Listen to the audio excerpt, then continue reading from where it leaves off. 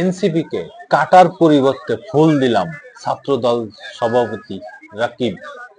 পূর্ব ঘোষিত কর্মসূচি শহীদ মিনার থেকে শাহবাগ মোড়ে সরিয়ে নিয়ে জাতীয় নাগরিক পার্টি এনসিপি কে কাটার পরিবর্তে ফুল দিয়েছেন বলে মন্তব্য করেছেন ছাত্রদলের কেন্দ্রীয় সভাপতি রাকিবুল ইসলাম রাকিব। রাজধানীর নয়াপল্টনে বিএনপির কেন্দ্রীয় কার্যালয়ে এক সংবাদ সম্মেলনে তিনি বলেন, আমরা চাইলে সমাবেশটি ঘোষিত স্থানে করতে পারতাম, কিন্তু আমরা কাটার পরিবর্তে ফুল দিলাম। আমরা উস্কানির বিপরীতে শান্তি ও সহাবস্থানের বার্তা দিলাম।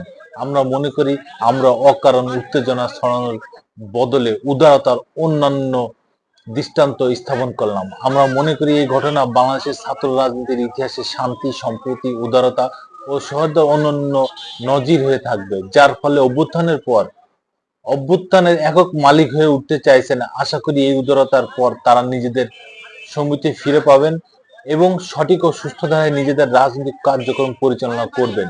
অন্য সব মত ও পথের প্রতি ন্যূনতম শ্রদ্ধা পোষণ করবেন। সব বিষয়ে হঠকারিতার রাস্তা পরিত্যাগ করবেন।